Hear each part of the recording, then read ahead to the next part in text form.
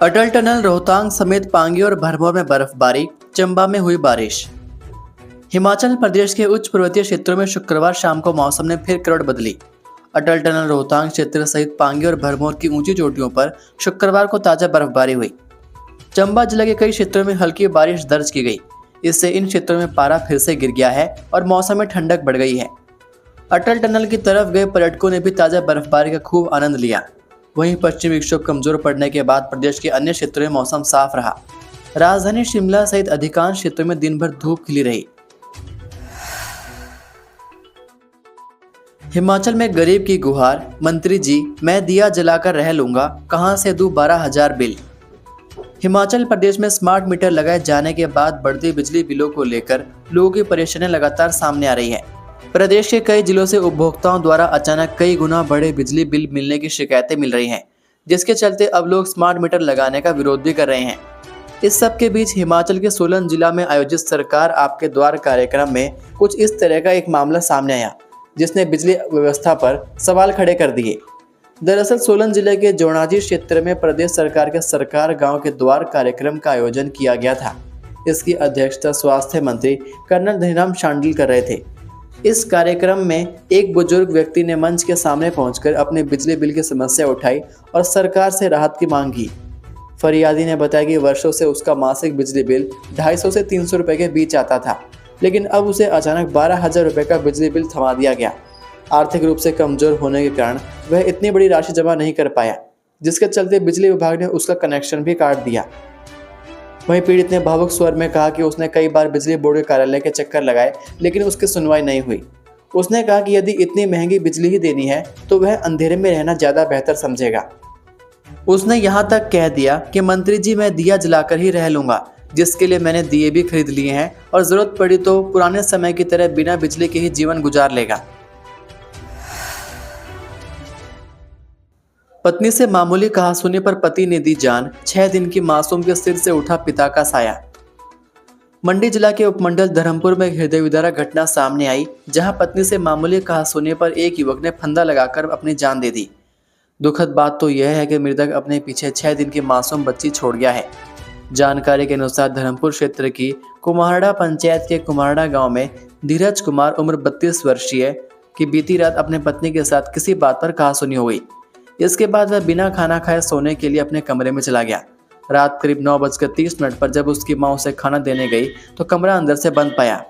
काफ़ी आवाज़ देने के बाद भी जब बेटे ने कमरा नहीं खोला तो मां ने पड़ोसियों को मौके पर बुलाया। जब पड़ोसियों द्वारा दरवाज़ा तोड़ा गया तो कमरे के अंदर का मंजर देखकर सबके होश फक्ता हो गए। धीरज प्रेस की लीड से बनाए फंदे पर झूल रहा था। मौके पर मौजूद लोगों ने उसे तुरंत फंदे से नीचे उतारा और अस्पताल ले गए, जहाँ डॉक्टर ने उसे मृत घोषित कर दिया।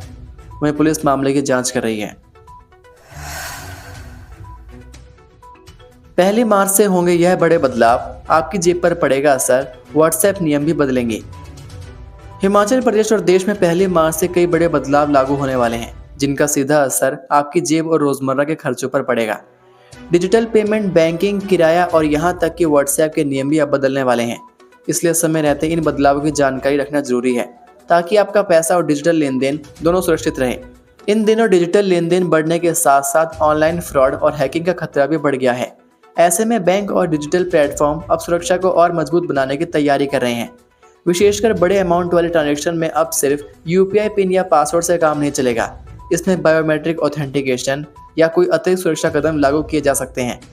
इसका मकसद है कि आपके पैसे सुरक्षित रहें और कोई भी ऑनलाइन फ्रॉड या धोखाधड़ी आसानी से ना हो पाए। इस बदलाव के बाद यूजर्स को थोड़ी सतर्कता बरतनी होगी। बड़ी ट्रांजेक्शन करते समय सुनिश्चित करना होगा कि आपका मोबाइल सुरक्षित है, सिम सक्रिय है और केवाईसी अपडेटेड है। डिजिटल और वित्तीय बदलावों के साथ अब किराए के नियमों में भी बदलाव देखने को मिल सकते हैं। नए या रिन्यू किए जाने वाले रेंट एग्रीमेंट अब डिजिटल रजिस्ट्रेशन के साथ करना जरूरी हो सकता है। इसके अलावा सिक्योरिटी डिपॉजिट की सीमा अब अधिकतम 2 महीने के किराए तक सीमित की जा सकती है। साथ ही मकान मालिक को किराएदार के घर आने से पहले पूर्व सूचना देना अनिवार्य किया जा सकता है, ताकि किराएदार और मकान मालिक के बीच विवाद और असुविधा कम हो सके। हिमाचल में शादी के नाम पर ठगा युवक, लाखों खर्च कर किया ब्याह, 5 दिन बाद भागे दुल्हन।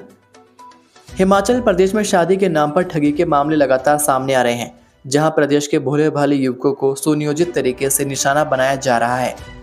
बिचौलियों के जरिए बाहरी राज्यों की लड़कियों से शादी करवाकर मोटी रकम वसूली जाती है और फिर शादी के कुछ ही दिनों बाद दुल्हन फरार हो जाती है। ऐसा ही एक मामला हमीरपुर जिले से सामने आया है, जहां एक युवक लुटेरी दुल्हन गिरोह का शिकार बन गया और शादी के महज 5 दिन बाद ही दुल्हन घर छोड़कर गायब हो गई। ऐसी एक शादी के नाम पर ठगी का मामला हमीरपुर जिले की ग्राम पंचायत ब्राह्मणी के अंतर्गत डुढाना गांव से सामने आया है। पीड़ित परिवार का आरोप है कि बिचौलिए के माध्यम से करवाई गई शादी उनके लिए आर्थिक और मानसिक संकट बन गई। पीड़ित परिवार अब पुलिस प्रशासन से न्याय और खर्च की गई रकम वापस दिलाने की मांग कर रहा है। वहीं हमीरपुर के पुलिस अधीक्षक बलबीर सिंह ठाकुर ने बताया कि शादी के नाम पर ठगी की शिकायत प्राप्त हुई है और पुलिस मामले की गंभीरता से जांच कर रही है। जांच पूरी होने के बाद दोषियों के खिलाफ कानूनी कार्रवाई की जाएगी। आपको बता दें कि पिछले कुछ समय से हिमाचल में ऐसे मामलों में बढ़ोतरी देखी जा रही है, जहां बिचौलिए शादी का झांसा देकर युवकों से लाखों रुपए ऐंठ लेते हैं। विशेषज्ञों का मानना है कि अंतर्राज्यीय विवाह के नाम पर सक्रिय ऐसे नेटवर्क पर सख्त निगरानी की आवश्यकता है। सुक्खू सरकार की नई आबकारी नीति में शराबियों की मौज, अब इतनी बोतलें ले जा सकेंगे साथ। हिमाचल प्रदेश में शराब से जुड़े नियमों को लेकर लंबे समय से चल रही असमंजस की स्थिति अब खत्म हो गई है। सुक्खू सरकार की नई आबकारी नीति 2026-27 शराब के शौकीनों के लिए बड़ी राहत लेकर आई है। नई नीति के तहत अब लोग अपने साथ पहले से अधिक मात्रा में शराब रख सकेंगे। वहीं शादी समारोह और निजी आयोजनों में भी शराब रखने की सीमा को स्पष्ट और आसान बना दिया गया है। सरकार का दावा है कि इससे जहां लोगों को सुविधा मिलेगी, वहीं अवैध शराब पर भी लगाम लगेगी। हिमाचल प्रदेश सरकार ने वर्ष 2026-27 के लिए नई आबकारी नीति लागू करते हुए शराब रखने और ले जाने के नियमों में अहम संशोधन किया है। नई व्यवस्था के तहत अब व्यक्तिगत उपयोग, घरेलू भंडारण और सामाजिक आयोजनों के लिए शराब की निर्धारित सीमा को स्पष्ट कर दिया गया है, जिससे वर्षों से चल रहे भ्रम समाप्त हो गया है। नई नीति के अनुसार सुक्खू सरकार ने व्यक्तिगत रूप से अब कोई भी व्यक्ति केवल हिमाचल प्रदेश में बिक्री के लिए अंकित शराब की अधिकतम 6 बोतलें अपने साथ रख सकता है। इसके अलावा वाइन और बियर की निर्धारित संख्या भी साथ ले जाने की अनुमति दी गई है। For sale in Himachal Pradesh Ankit 750 millilitre की अंग्रेजी या देशी शराब 6 बोतलों को ले जाया जा सकता है। इसके अलावा 24 बोतल वाइन और 24 बोतल बियर की भी ले जाया जा सकता है, या फिर 2000 मिलीलीटर की 2 बोतलों को अपने साथ कैरी कर सकते हैं। सरकार का कहना है कि यह सीमा व्यक्तिगत उपयोग को ध्यान में रखकर तय की गई है, ताकि आम लोगों को अनावश्यक कार्रवाई का सामना न करना पड़े। वहीं अधिक जानकारी के लिए आप यहाँ पर वीडियो को रोककर देख सकते हैं। आबकारी विभाग का मानना है कि स्पष्ट नियम लागू होने से अवैध शराब की आवाजाही पर रोक लगेगी और प्रदेश को राजस्व नुकसान नहीं होगा। साथ ही लाइसेंसधारी दुकानदारों के हितों की भी सुरक्षा सुनिश्चित होगी। सरकार का दावा है कि नई नीति आम उपभोक्ताओं को सुविधा देने और सिस्टम को पारदर्शी बनाने की दिशा में बड़ा कदम है। सरकार गांव के द्वार कार्यक्रम में जमीन पर बैठ गए विधायक जनक, खुला मोर्चा, दी चेतावनी। हिमाचल प्रदेश के चंबा जिले के महला पंचायत में सरकार गांव के द्वार कार्यक्रम के दौरान अचानक मोड़ आ गया। भरमौर के विधायक डॉक्टर जनक राज ने मंच पर बैठने के बजाय जमीन पर स्टेज के सामने बैठकर अपने क्षेत्र की अनसुनी समस्याओं को लोगों के सामने रखा। उन्होंने मरीजों को परामर्श भी देना शुरू किया। उन्होंने कहा कि उनका उद्देश्य केवल जनता की आवाज़ को सरकार तक पहुँचाना है। प्रशासन और जिला कांग्रेस अध्यक्ष के प्रयासों के बावजूद विधायक वहीं बैठे रहे। विधायक डॉक्टर जनक राज ने बताया कि विधानसभा में सरकार उनके क्षेत्र की समस्याओं और मांगों को नजरअंदाज कर रही है। ऐसे में जब उन्हें पता चला कि महला में सरकार गांव के द्वार कार्यक्रम में पहुंच रही है, तो वे अपने क्षेत्र की मांगों और समस्याओं को लेकर पहुंचे। ये थे आज के मुख्य समाचार। हिमाचल प्रदेश की बड़ी खबरें रोजाना जानने के लिए सब्सक्राइब कीजिए DHP न्यूज़ चैनल को और बेल आइकन पर क्लिक करें, जिससे आपको प्रदेश की बड़ी खबरें हमारे द्वारा मिलती रहें।